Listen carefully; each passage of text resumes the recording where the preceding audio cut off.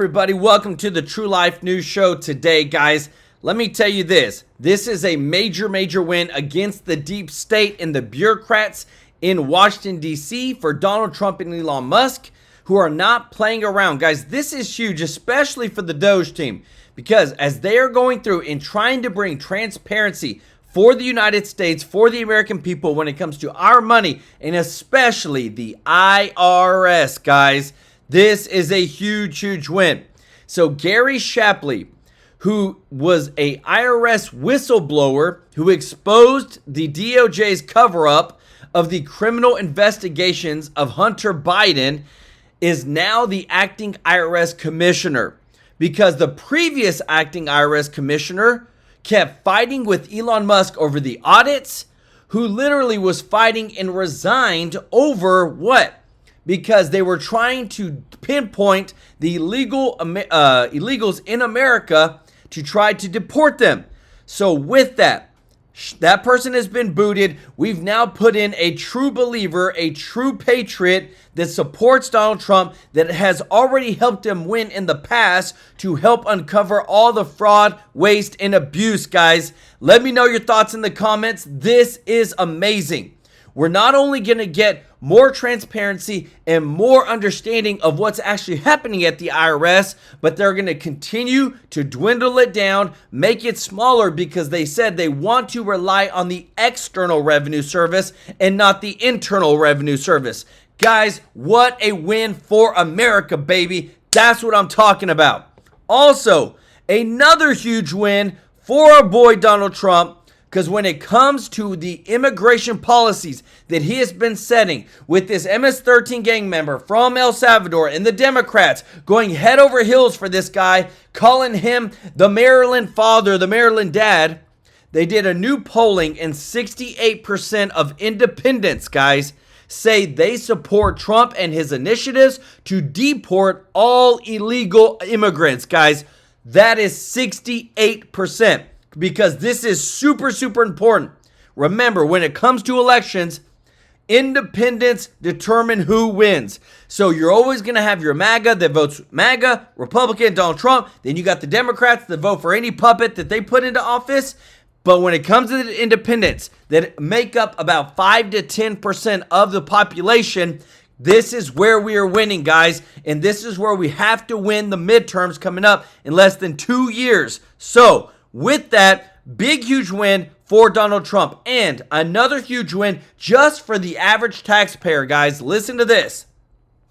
You know all the Democrats that have been going to El Salvador, flying halfway across the world to go see this MS-13 gang member in jail? Well, guess what? They've been using taxpayer dollars. Well, James Comer, Representative James Comer, has come out and officially put a statement rejecting every single credit card use, no reimbursement, nothing for any Democrat that flies overseas to go meet with an illegal, guys. Let me know your thoughts on this, because I'm telling you what, it blows my mind that this same guy that flew over to El Salvador to meet an MS-13 gang member couldn't even pick up the dang phone to call the mother of a woman that was killed by a criminal MS-13 gang member in his same state. This is the reality we're living in, guys. But we have so much good wins. Doge is winning. Trump is winning with independents. And we are gaining steam on the IRS and actually finding out what the heck is going on behind the scenes. I love it.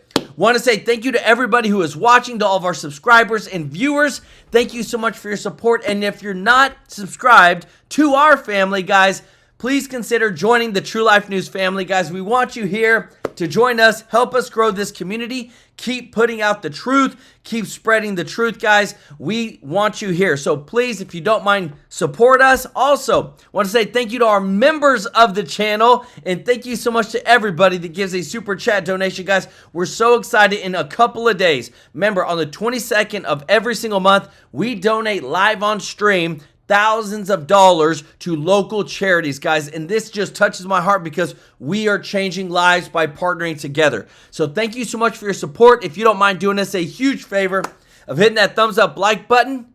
Guys, America is winning right now. This is amazing news for the Doge checks, the Doge refund checks, because guess what? Whenever the more savings we find, the more that we pull back on this government, the bigger that they're going to be. Check this out. Age doesn't shine on everybody equally. Some of us are struggling. There he is. Hey, Van, how you doing? Brother, I'm good. I'm so glad to see you. Miss you, brother. Love you. I miss you too. It's good to see you. It's a whole new world over here at Substack, and I'm so glad that you're doing this. How are you? How you been? Uh-oh, Van may have frozen up. Van, your internet connection, it says it is unstable. Are you there? Van, can you hear me? Uh-oh. All right, I lost Van. Speaking of technical difficulties, Biden rode the Amtrak up to Boston yesterday to rally radicals at Harvard, and the poor guy can't even enjoy ice cream anymore.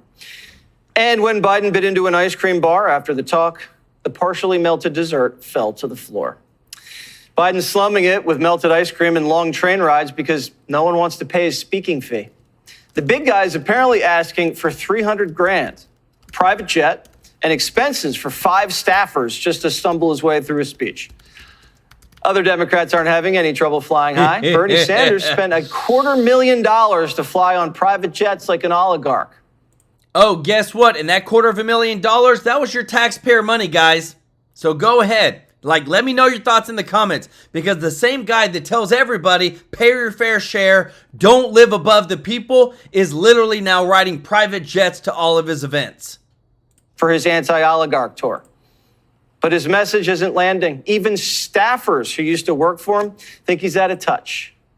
Bernie Sanders' demographic, and I'm just going to be honest, the progressive demographic, the Rainbow Coalition, is white liberals. Working on that campaign, I'm just going to be straight up with you. You know, I'm very clear about my position with Bernie Sanders. He is talking to a very progressive, white-ran movement. He struggles with dealing with race. I'm saying it as his former racial justice director. The hood don't know who the oligarchy is. How do you say it? Fighting oligarchy. They don't even know what the hell you're talking about. I mean, they don't. When people are talking about neoliberal, they don't know what you're talking about. Other Democrats are refusing to leave fantasy land. They think Bernie AOC's marriage is a match made in heaven. The thing that makes Bernie Sanders so compelling to a lot of people is that he has been so consistent throughout that entire time. The man has a consistent set of core beliefs. He has stuck to them. He speaks too long. He's not a conventional politician. And I think he's found in Alexandria Ocasio-Cortez a perfect generational inheritor, someone who has a very unique and very authentic seeming, feeling, being way of communicating on the campaign trail. And the data wonks have seen enough. They say AOC is the #1 pick in the draft. Alexandria Ocasio-Cortez has broad appeal across the Democratic Party, and there's a lot of people who could potentially get on board with her. I agree with everything. She was going to be my first pick, and I can't conceal that now, right? Because of some of the polling, because she has this kind of progressive lane, probably not to herself, because she is younger and media savvy. I mean, look, in polls, if she were to try to primary Chuck Schumer, she's now ahead in those polls, and New York Democrats are actually a pretty... Guys, let me know this, guys, in the comment section. Do you think they even have a fighting chance? They're literally putting the most progressive, the most leftist person, socialistic person at the top of the ticket for the Democratic Party. It's like they literally want to lose, guys. That is not common sense. Moderate lie. I think she's going to run. If you've been following her moves in terms of her fight oligarchy tour, in terms of the kind of content she's putting out on social media. AOC's raking in cash and putting a scare into the rest of the field. So the machine has to hope Newsom or Big Gretch can kneecap AOC before she takes off. The DNC is getting ready to rob the progressive wing again, but this time the wing has a new coup fund. As I was president of Leaders We Deserve in the years prior to this, where we worked in primaries to help elect young Democrats to state legislatures and Congress. And I want to clear one thing up. This is not an issue that we're taking with age in particular. Look, there are ineffective older people and ineffective younger people across our party. What we're trying to do here is not just focus on primaries where there's potentially an older incumbent, but more than anything, an ineffective person in that position, and replace them with a generational leader. Hog and millennials hate the old guard like Carville, and let's just say the feeling's mutual. Why don't somebody sue David Hogg? He's an officer of the Democratic National Committee. He is the vice chairman of the Democratic National Committee, and he's running against other Democrats. He's being paid to run against other Democrats. I think it's an outrage. I don't know if I have standing, but I might give the DNC $10 and sue him. He's a contemptible little twerp. And if suing twerps doesn't work, maybe it's time for a divorce. I don't think we can work together. Guys, they are in such shambles right now. It's hilarious, guys. The more shambles they get in, the more America wins. Because they do not have America First policies. This guy literally came out and said, you know what? We really need to focus on going and bringing back that MS-13 gang member back to the United States. If you appreciate this, guys, if you don't mind hitting that thumbs up like button, it is hilarious. Like what we are seeing, because again, you would think it was fictional, but we are literally seeing the breakdown of the Democratic Party. Pronoun politics. You say this guy is stuck in another century, not another decade, and he represents nothing to do with the future of our movement. I can accept that. You're not really going to hurt my feelings. So maybe we could have a kind of amicable split here.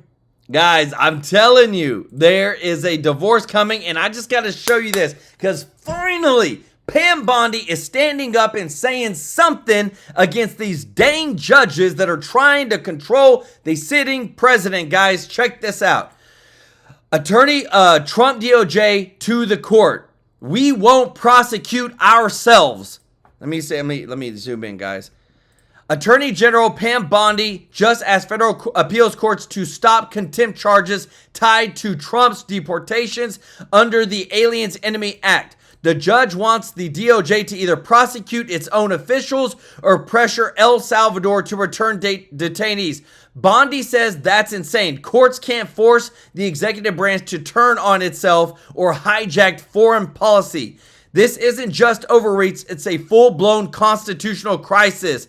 Finally, Pam Bondi is doing something to protect Donald Trump, because we haven't heard nothing from this lady when it came to the JFK files, the MLK files, all this stuff pertaining to even the assassination attempts on Donald Trump's life. But finally, she tells the appeals court, stop it. We are not going to prosecute ourselves. We are not going to allow these federal district court judges to continue trying to hold us in contempt. Guess what? We're not going to do it. If you appreciate this, let me know your thoughts in the comments. Guys, I was getting worried about her. I felt like this lady didn't have a backbone for nothing to stand up against these dang rogue judges, but we do now have from the USDC Circuit Court Appeals that she has basically stopped all these people from trying to put Trump officials in jail. So this is huge. And I got to show you this, guys, because you know what's gaining steam again? Let me know your thoughts in the comments. Trump's third term, 2028, Trump running again. 56% of the United States Americans say they would vote for Trump in 2028. We got the details for you guys, and the guy who is literally leading the charge. Check this out. Now, Steve Bannon, I'm not going to be some leftist constantly, just drilling in this point. But you do know everyone says, the election wasn't stolen, that you lost fair and square in 2020. The inordinate amount of lawsuits that were thrown out there, even the courts dismissed it, etc. Yet guys like yourself and others continue to say the election was stolen when others would argue that the facts say otherwise. Do you ever think about letting that go, particularly now that the man is back in office as the 47th president, and to avoid spewing such rhetoric, knowing that it just serves to continue to divide the country? What about that notion? I actually think it brings the country together. Stephen A. the other day, President Trump signed an executive order about Krebs, about a guy that he appointed that was at DHS that said it was the most secure, cyber-secured election in history. He actually initiated an investigation. There's Tulsi Gabbard, who was a Democrat, right, head of DNI, director of national intelligence, said that they now have a beginning of proof that the machines can be hacked. And I'm not a machine guy. I say they stole it the old-fashioned way, particularly in Philadelphia and in Pennsylvania with mail-in ballots. But over 70% of the Republican Party believes the 2020 election was stolen. So I think right now, of all Americans, I think it's about 43. Guys, he said over 70% of the Republican Party believes the 2020 election was stolen. Please put it in the chat. I want to know, do you believe that the 2020 election was stolen? 44, almost 45%. So a vast minority of your fellow countrymen believe that the 2020 election was stolen, and then a whole raft of people think there was something up. I have been adamant from day one.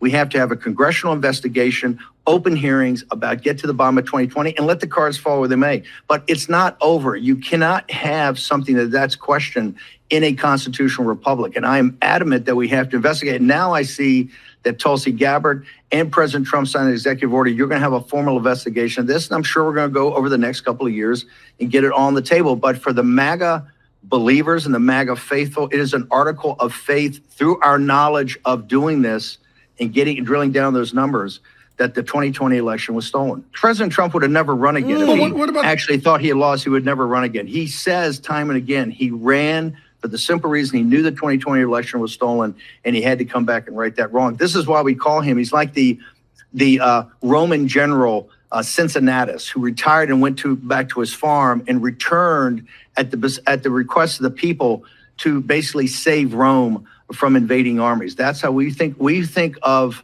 President Trump as the American Cincinnatus. I got a couple of more questions to ask you, and I'll be right back. I'm so fascinated to talk to you. I could talk to you for hours. I ain't gonna lie, because some of the stuff that you say, I was like, I cannot believe this man really, really feels this way and is this adamant about it. But I respect the conviction. But I'm gonna switch to something else because I want to get more into you, Steve Bannon. For example, you appeared to have Donald Trump's ear during his first term, but he now seems to be listening to what some would describe as oligarchs or the elites, as you call them. How often do you talk to President Trump right now, and what role do you currently play in the Trump administration? Look, it's simple. I have a podcast, a show that we've had now going on for 5 years. We started at the beginning of the impeachment when nobody on the right wing or conservative media took the impeachment seriously. When Nancy Pelosi stepped to the microphone, I think it was up at the United Nations, and said she was forming a committee to investigate potential impeachment over the call with Zelensky, I said right away, which I'd been preaching since before 2018, if you lose the House, they will impeach Trump. Just like Hakeem Jeffries and the Democrats right now are going to raise $2 billion. The moment they take the House, if they do in 2026, the first order of business in early January 27 is to begin impeachment, the process of President Trump. The ruling class of this nation know they must destroy Trump and destroy Trump's populist nationalist movement. So it's my show is just the show. We have various experts on and people, and Scott Bessent, Secretary Treasury, was a contributor for a couple of years. Peter Navarro is one of my co-hosts, right? Mike Davis, the Viceroy, the one that has such a big voice, particularly bringing Facebook to trial under the Justice Department and FTC today. He's a prominent member. So we have all the top hardcore, and I mean hardcore MAGA members, people who are, quite frankly, we are farther to the right than President Trump. This platform has led us to have a vanguard of citizens. Well, the reason our show is different, we are the show for the activists. We're not a general audience like Fox or just sitting there changing the channels. We have an activist base. These are the people that make the phone calls. These are the people that took over the Republican Party by the precinct strategy. We believe in one simple thing, human agency. It is your effort and your will that will change this, but you as an individual, and that's what the show is. And President Trump sees clips of it, and he knows that we're backing his policies and we're backing him every day. Although we disagree on certain implementations of the policies, he understands the war room's always there, and that's why I think we've become quite powerful in the MAGA movement. President Trump will be in the White House as winning his fourth election and serving his third term. Guys, do you believe this, guys? I'm telling you. Like, when somebody like Steve Bannon, guys, he just doesn't say things for nothing. He always says things because he either knows something or he's trying to push something. When he says that Trump is going to win his fourth election and run and be in the White House his third term in 2028, like, I give some credibility to that because you're about to hear how they're going to make it happen. If you appreciate this, guys, if you don't mind hitting that thumbs up like button, guys, This is the deets, guys. This is the down low, guys. This for my sole enjoyment, this clip that I'm about to bring up, because I watch Bill Maher's show all the time, Real Time with Bill Maher. I loved seeing you on there last week. I love seeing what he had to say in the aftermath of his visit to the White House to meet with Trump. But this is you and him interacting with one another about this very subject. I'll ask my next question after I show this to you again. Take it away, guys. Here it is, the Constitution. Can I read a passage to you? Amendment 22, no person shall be elected to the office of the president more than twice. And yet you keep talking about Trump's third. Maybe you should have this. Here, Just wait, guys. Just wait. I'll get you to sign it backstage and underline. Look, President Trump didn't bring up running for a third term. Myself and others brought up running for a third term. President Trump is going to run for a third term, and President Trump is going to be elected again on the afternoon of January 20th of 2029. He's going to be president of the United States. Why did I bring that up, Steve Bannon? I'm going to tell you why. Because the key thing that I peeled from that was you saying that President Trump didn't say this. He didn't ask for this. You guys were the ones that initiated it. What is this fixation on him? I see J.D. Vance as the vice president of the United States. Last time I checked, he probably governed the same way Trump is governing. We see Marco Rubio as the Secretary of State, who's been a senator for quite some time. He knows what the hell he's doing. There's a plethora of other individuals within the GOP that could definitely fill those shoes. What's the fixation on Donald Trump, sir? Stephen, look, there's a lot of good folks out there that could be president and do an okay job. But if an individual like Trump. Yeah, I want to show you this really quick, guys, because again, it's not just about talking about it. It's about having the actual facts. So the leading report put it out earlier today. 56% of Republicans back President Trump for a third term per Yale poll, guys. Let me know, would you back Trump? Are you MAGA for Trump for a third term? Because that's a lot, guys. But again, there's a lot going on here. And listen to what Bannon has to say, because I'm telling you, we need term limits, just like Sherry Garcia said, for Congress, because they're running 2, 3, 4, 5, 6, 7, 8, 9, 10 terms. But I think 3 terms for president is not too bad. Let me know your thoughts in the comment section. Let's be specific about this. When he had the election stolen from him in 2020 and went back to Mar-a-Lago, and he made that decision, those really dark days of January, February, March, he understood that if he was to come back and not just sit in Mar-a-Lago and buy more golf courses and get in the open rota in the United Kingdom, or get some of his courses in the PGA tournaments and the U.S. Open rota here in the United States and enjoy a big book deal and hang out with Melania and the family, he understood at the time that if he came back and ran for president again, not just the Republican establishment, but that the apparatus would try to put him in prison. The apparatus would try to bankrupt him. The apparatus would eventually try to assassinate him. He made it's the most courageous political move in the history of this country. If you take John Kennedy's Profiles in Courage, you read it and add it all up and triple it, that's 1/10 of the moral clarity and courage that President Trump had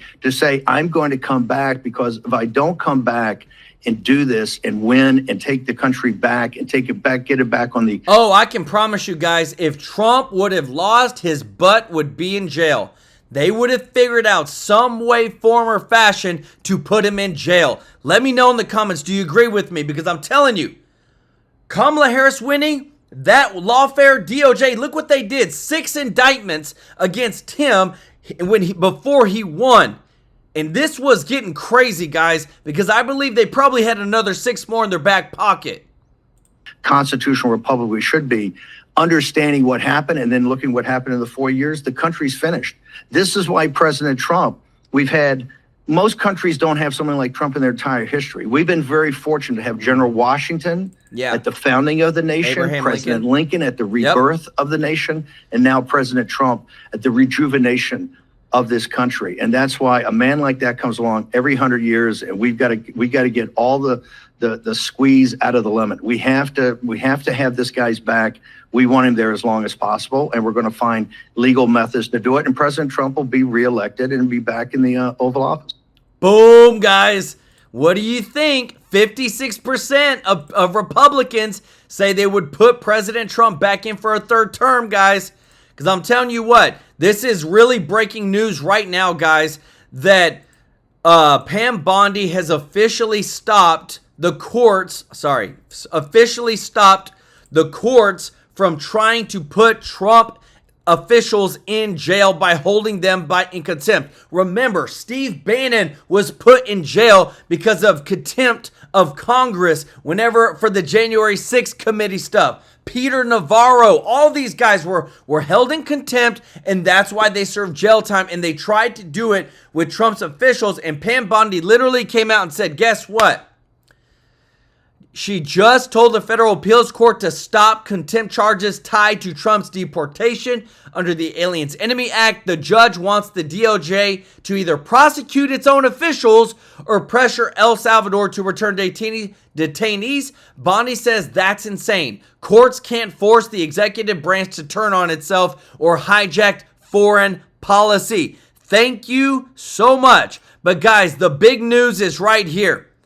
Trump administration replaces the acting IRS commissioner. We are about to get so much that is transparency into the IRS, where the money's going, who is getting paid, all the kickbacks, guys, because check this out. The same person that Trump put over, check this out. The GOP Oversight Committee posted this.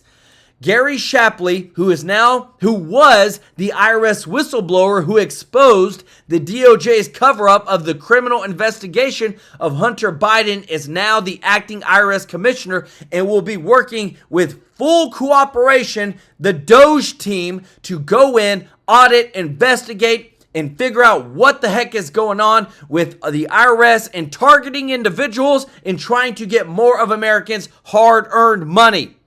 Guys, this is huge. But again, I got to show you this other stuff, guys, because it blows my mind.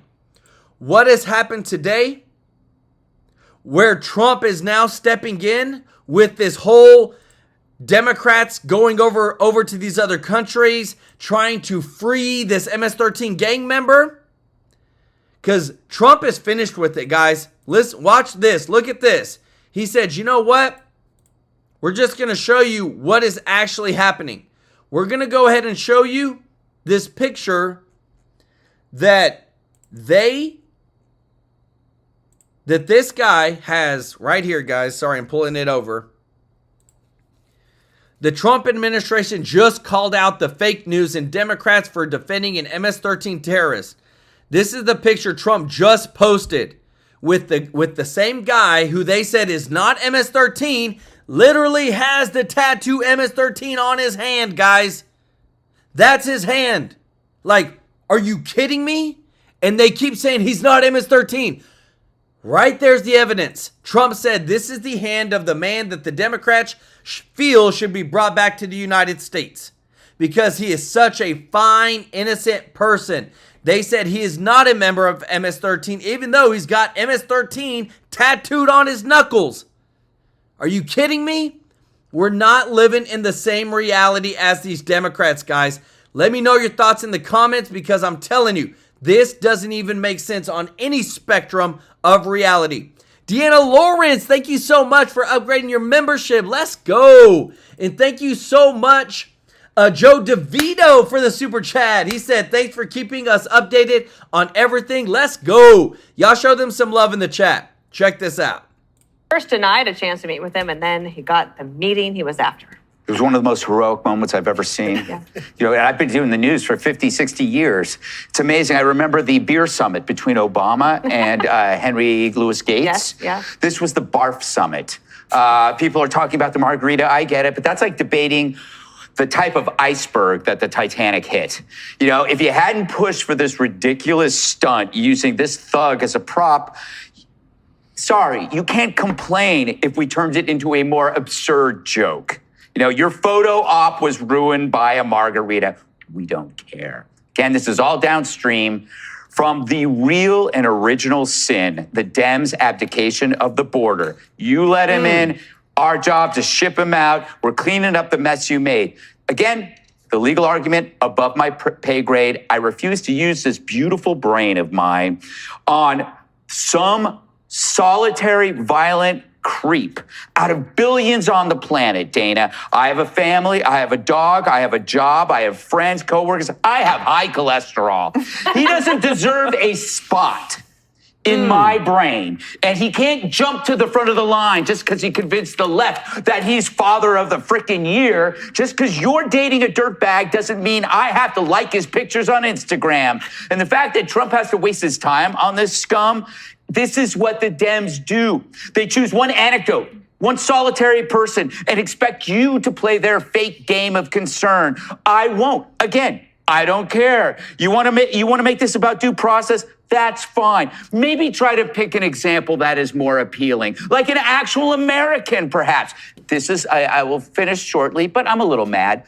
Not really. The Dems always make one anecdote really important without... Guys, I just love Greg Gutfeld, guys. If you appreciate this, if you don't mind hitting that thumbs up like button, he talks so real, guys. This is what I love. Processing whether it has any connection to the greater whole. Here you have a victim of a murder and a rape, Rachel Morin. Everybody at home looks at her and goes, that could be my sister. Yeah. That could be my mother. That could be my daughter.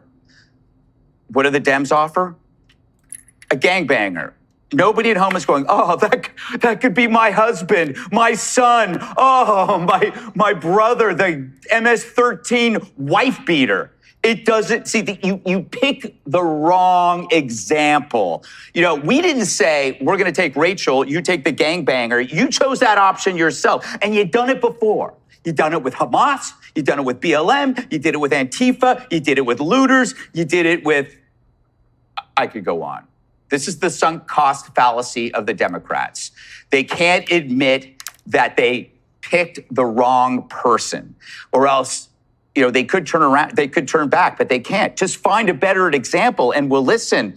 But you know what? I'm not interested in the legal argument. I'm interested in getting criminals out. I'm not going to waste any more breath on this guy.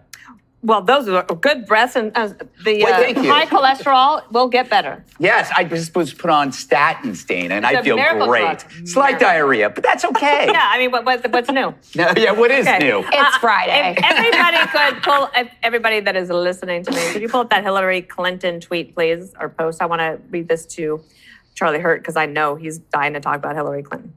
Before the election, I warned there is no safe haven under authoritarianism. Wow. If they can ship Kilmar Abrego Garcia to a foreign prison, accused of no crime, with no trial, they can do it to anyone. Americans...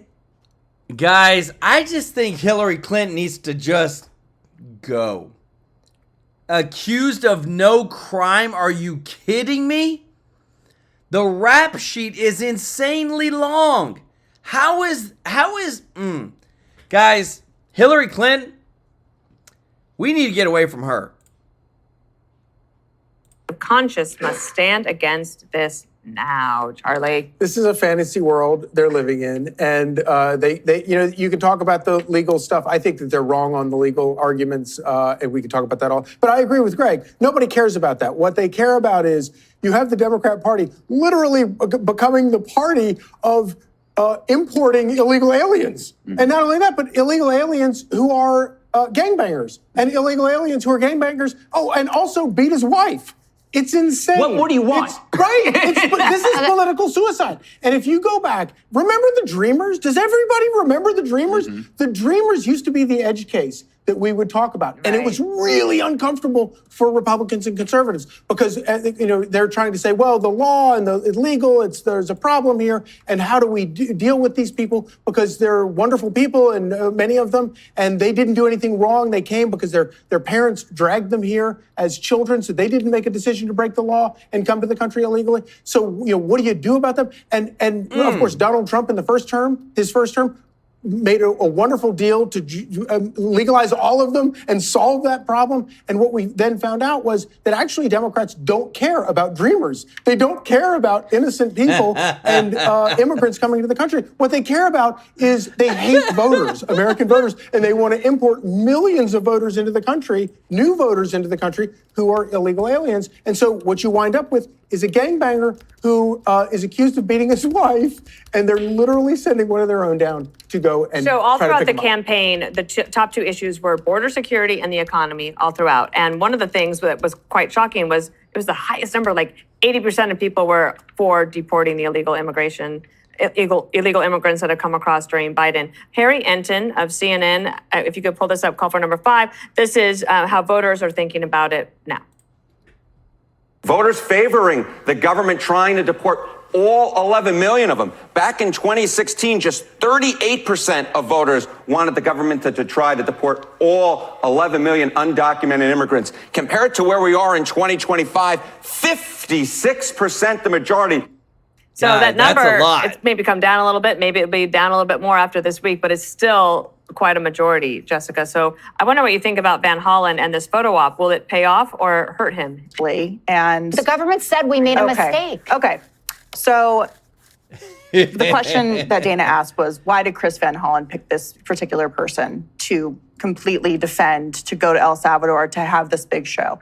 And the answer is because this is his constituent. This is who he sees, this illegal alien gang member who beat his wife, was accused of being a suspicious human trafficker that the Democrats in Maryland and the Democrats at the federal level completely allowed to continue that behavior for years. He's lecturing about deception, which is pure projection. And the question about why he's doing this comes back to me, because it's hard to wrap your brain around why he would do this, is that he's running for president. He wants to run for president, so he's looking at his constituency. Wow. Democrats have completely lost the voters they used to have, and they're looking at the people they brought in, and they're saying, we're going to completely erase the line between citizenship of the United States of America and being here illegally, which Jessica just perfectly laid out why it doesn't matter. He said residents of this country. He didn't say citizens of this country. So Democrats for years have tried to destroy that so they can then import this new constituency, which they are defending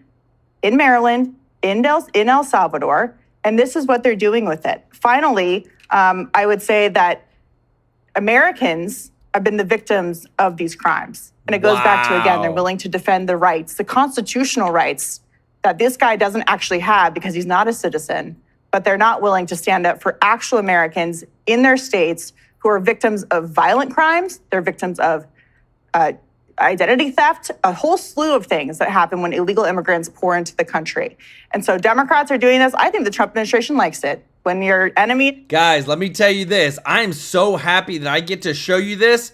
That Representative James Comer rejects the Democrats' request to have Senator Van Hollen's trip to El Salvador paid by taxpayer dollars. No, you are not putting America first. No money. You don't get to spend American taxpayer dollars to go to another country for an illegal when you don't even care about the victims of the criminal illegals that took their lives, guys. Let me know your thoughts in the comments. This makes me so frustrated, but I'm thankful that these people like Representative James Comer are actually standing up for an America First policy.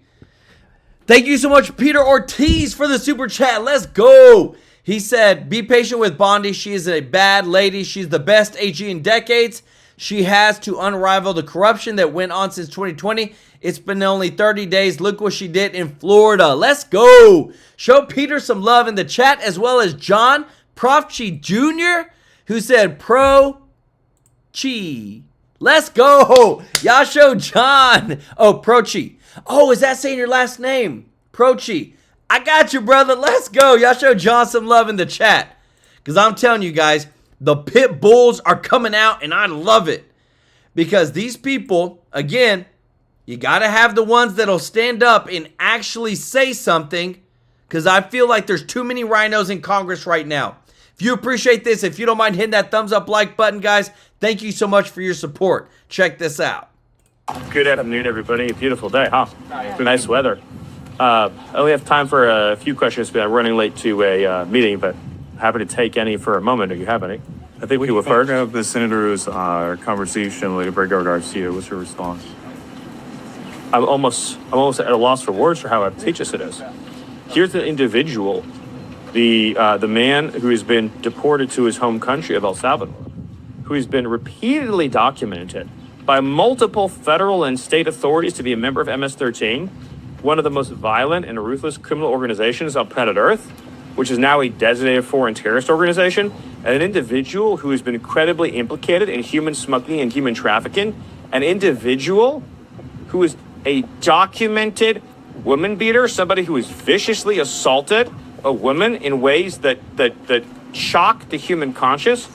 That is who the Democrat Party is going to provide aid, solace, and comfort to, not to Senator Van Hollen's own constituents, like the Morin family.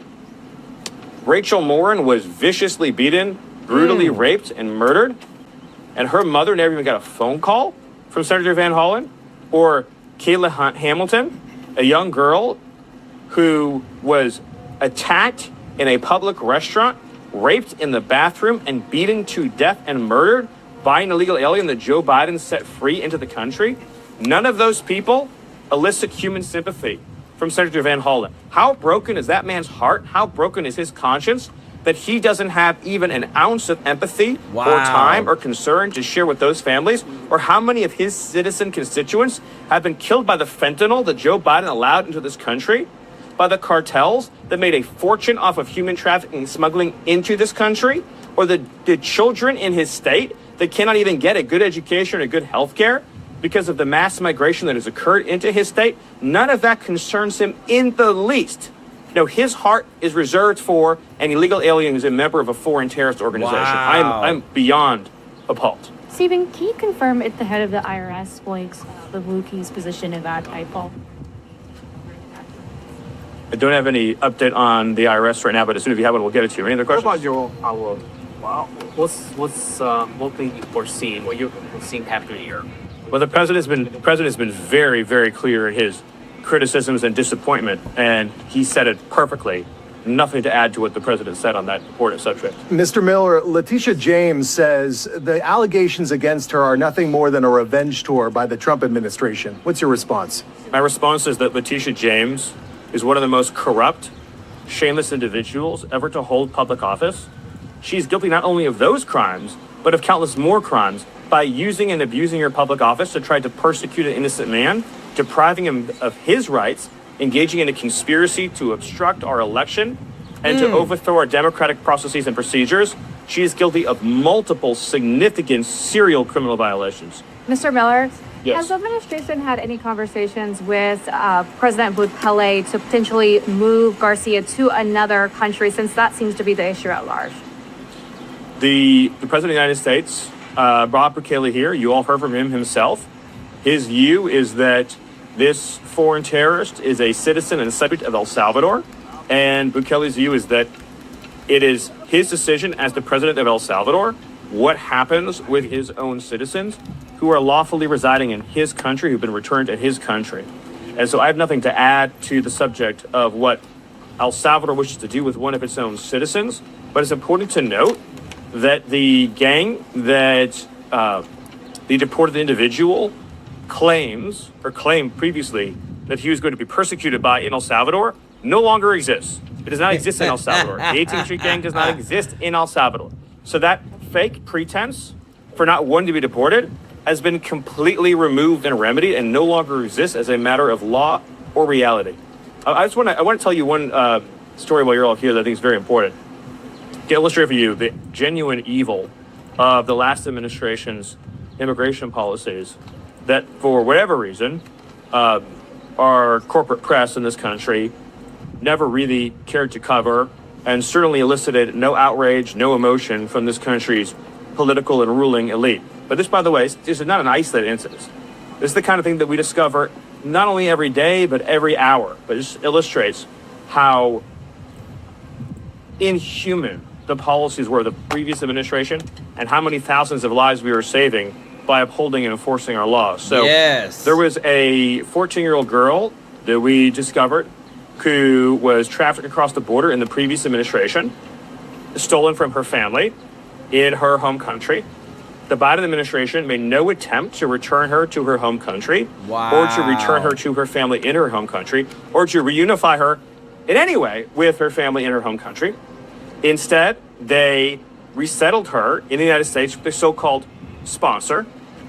That so-called sponsor, all funded by our taxpayers, this entire procedure funded by taxpayers, that so-called sponsor was Guys, I hate to interrupt, but this is what I'm talking about. I'm showing you things you will not see on mainstream media. If you appreciate this, guys, join our family, subscribe to the channel, because I'm telling you, this is the real truth of why we vote the way we vote and do the things we do, because of the stories and what is actually happening.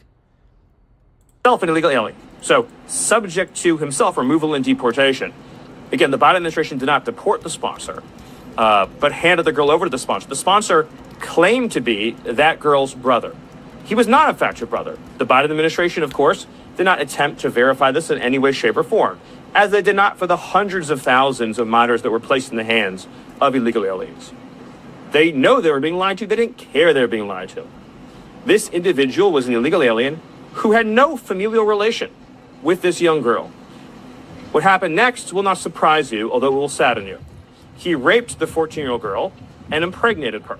So the Biden administration took a young girl, took her away from her family, brought her into the United States, resettled her with an illegal alien, 26-year-old adult male, subjected her to rape and what anyone would describe as torture. So the young girl was tortured and raped and impregnated as a result of the choices made by the Biden administration.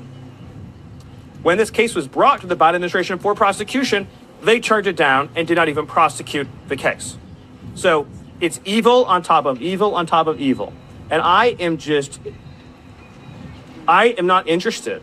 Guys, that is so, again, guys, this is what is going on behind the scenes.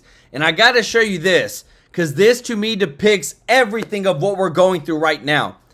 Both rich enough that they can't be bought. Hated for exposing the truth, hated for letting the truth be told through X, through Twitter. Guys, it literally blows my mind that, again, how does this happening in the United States, in our country, where we're supposed to be safe and protected? But you just heard that story.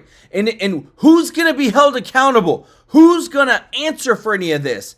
We need the DOJ to really start ramping up the justice in America. Trina Smith, thank you so much for the super chat. Let's go. Said Stephen Miller is a great listen to. Go get him, Steve. And thank you so much, Randy Blanks, for the super chat. Let's go. Y'all show Randy and Tarina some love in the chat. Guys, I'm telling you, because the more and more that we dig in, the more and more we're just like, what is going on? This makes no sense. When is something going to change? Because when it comes to the justice, guys, I want you to hear this. If we don't have true justice, there will always be a deep state corruption. Listen to this. New York Attorney General Tish James' entire world is crashing down around her as we speak. And it is something to see. On Tuesday, the Department of Justice received a criminal referral from the U.S. Federal Housing Finance Agency against Tish James. This allegation is one of the most ironic that we have ever heard. Tish James, who spent the last few years alleging Donald Trump's business was messing with asset valuations to get lower interest rates, has allegedly committed fraud to get lower interest rates. Also, an array of other likely crimes. Again, this is an unbelievable story tonight. It almost seems too good to be true, but the evidence looks to be rock solid. We're going to talk to the guy that dug it up here in just a couple of minutes, the man that found all of this. The media is now on the hunt for Tish James. She's being stalked. Cameras were outside of her home earlier today. Her piece is now over, and it's so well-deserved. It appears New York's Attorney General has lied about her principal residency, lied about rental income, lied about the number of units in a townhouse she owns to gain a lower interest rate. Also indications she flew private on taxpayer dime for campaign events, and claimed that her dad was her husband. Heck no, guys. If everything that he just said is true, She needs to see some jail time because using taxpayer dollars for these campaign events, that was one of the other things that the lawfare from the Biden administration tried to go after Trump for. And even the whole entire the Federal Election Committee, the FEC, there's so many of these acronyms out there. I got to get the right one. Even said that Donald Trump was innocent and they still tried to prosecute him.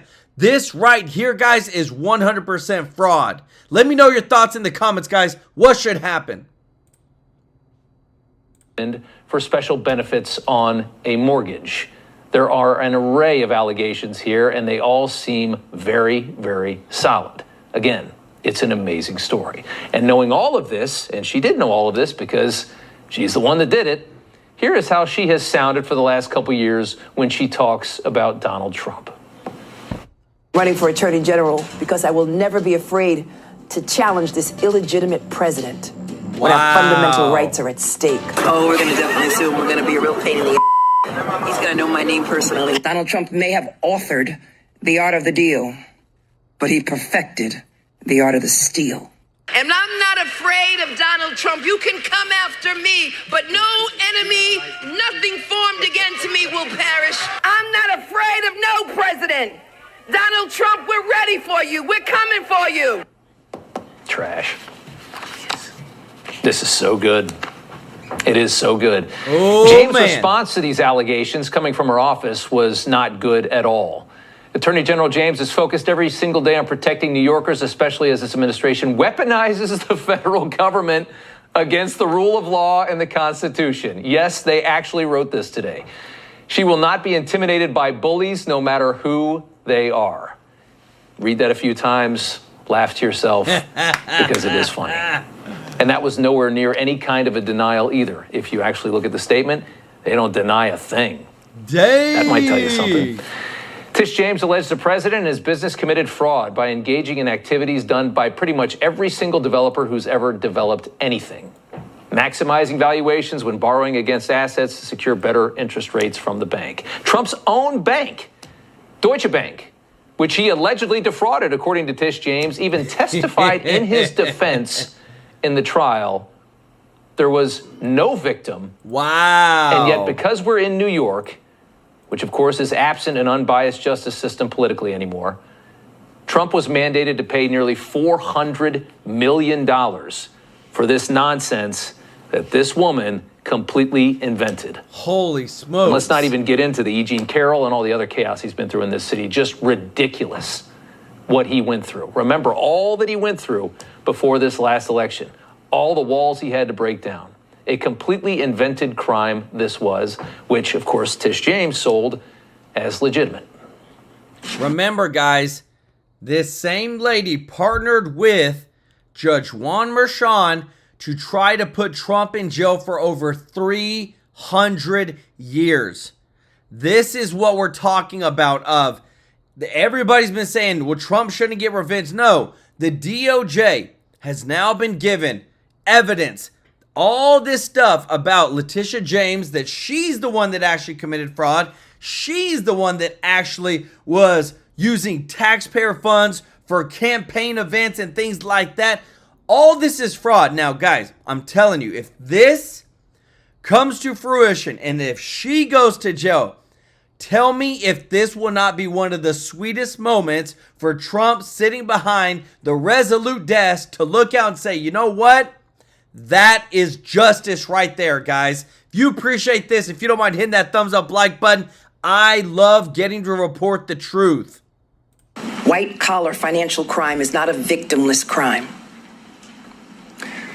When the well-connected break the law to take in more money that they are entitled to, it reduces resources to working people, to regular people, to small businesses, and to all taxpayers.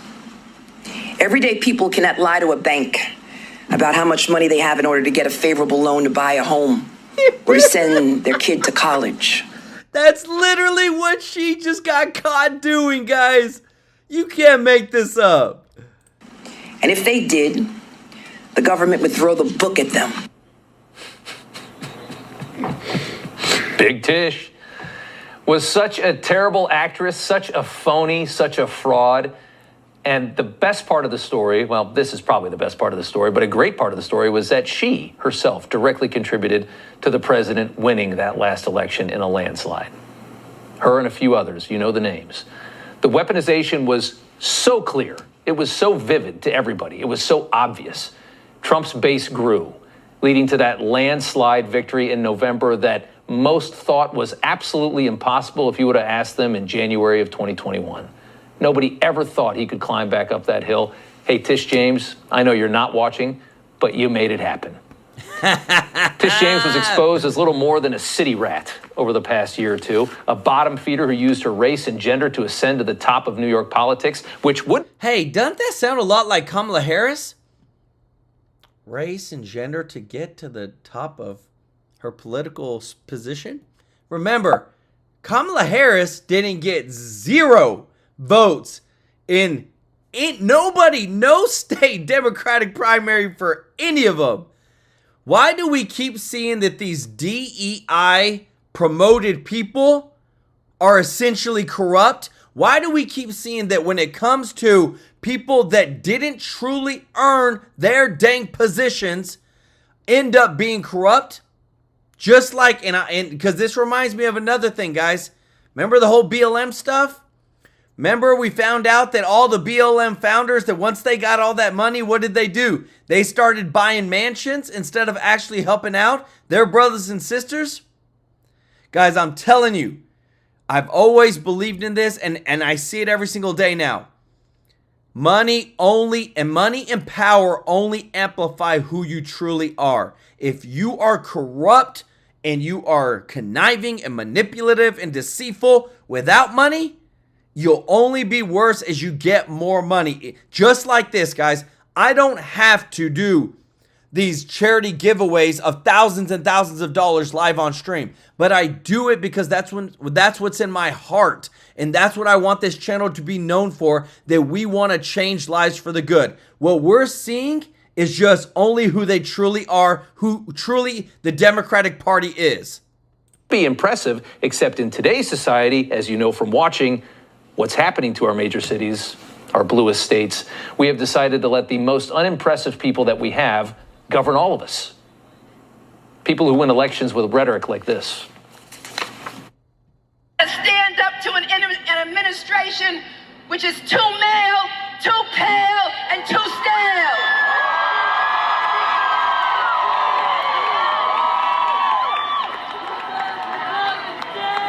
Too male, too pale, and too stale.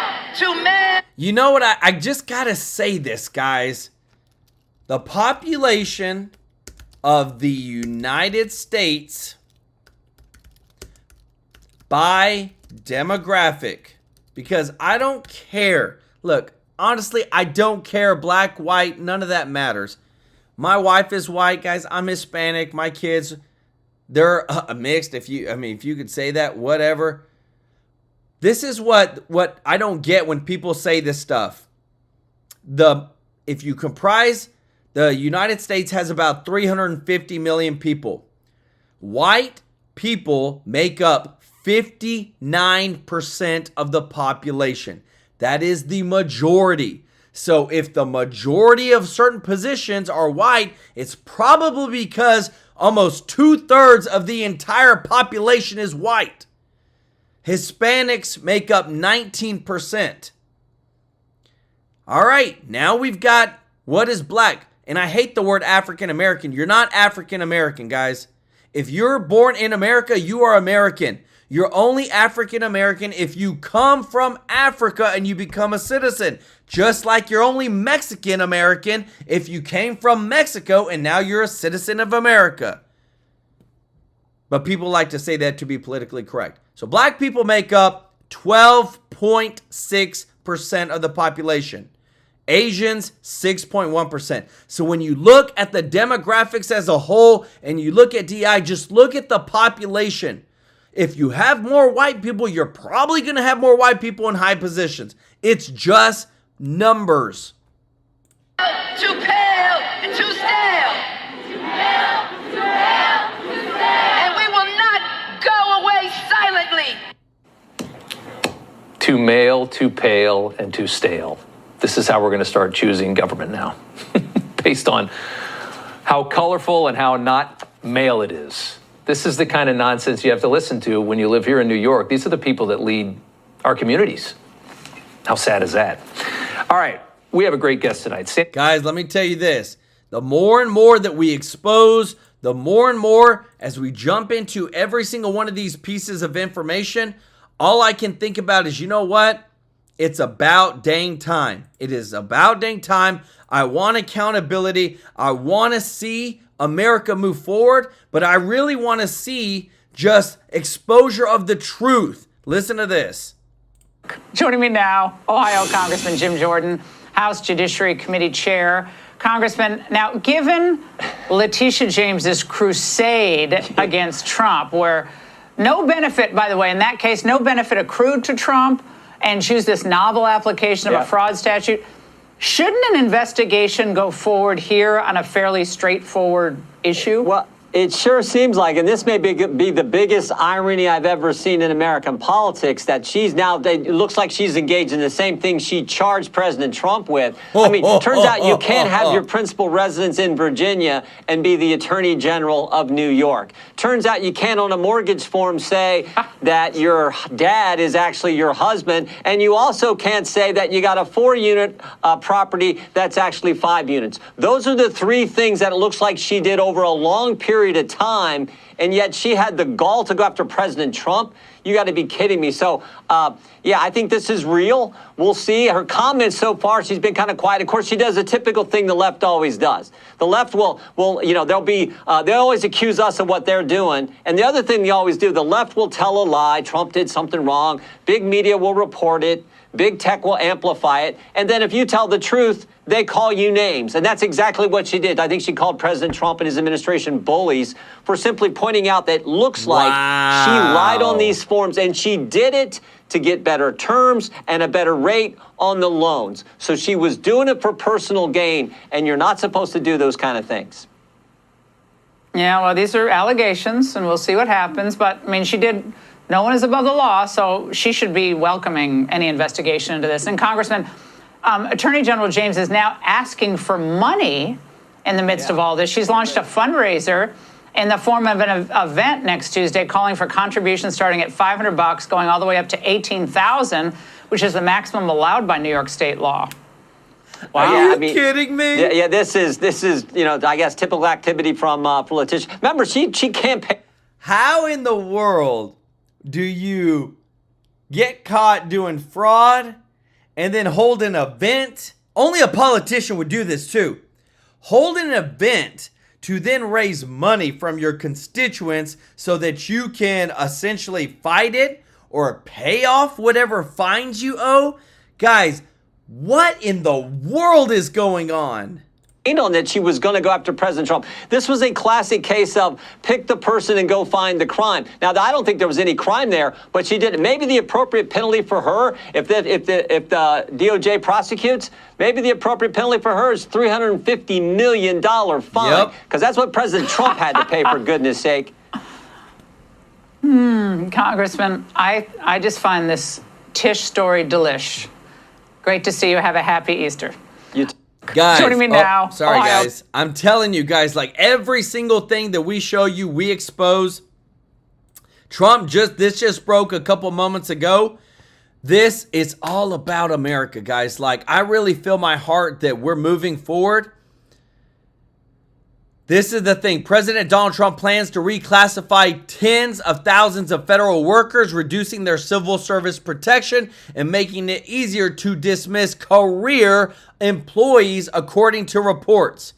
What does Trump want to do? He wants to make America great again. Trump to end civil protection for 50,000 federal workers. Because, guys, let me tell you this. Federal government is bloated. We got too many people that they're living off taxpayers' dime. Our country is not any better. We're getting more in debt. Medicare and Medicaid has over $100 billion in fraud. Social Security has fraud. IRS is all corrupt. So I don't understand. You know what? I'd rather do less.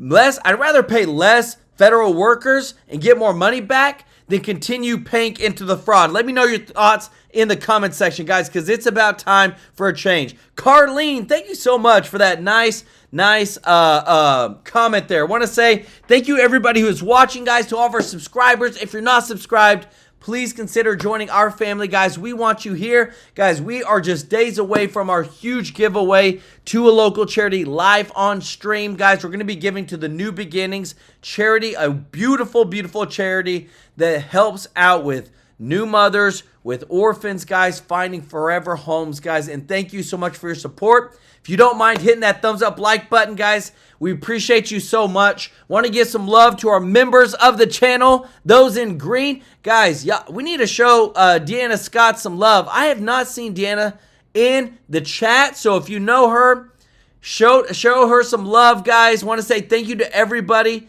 for everybody that's given a super chat donation. Want to give some love to Joe DeVito, Deanna Lawrence, Peter Ortiz, John Prochi, Tarina Smith, Randy Blanks. Guys, show some love in the chat. We are moving forward, guys. America first. If you're MAGA, let me know in the chat, guys. MAGA, baby. America first. We're going to move forward, and we're going to be the greatest we've ever been. Love you all. Appreciate you so much. We'll see you in the next one. Take care. Bye-bye.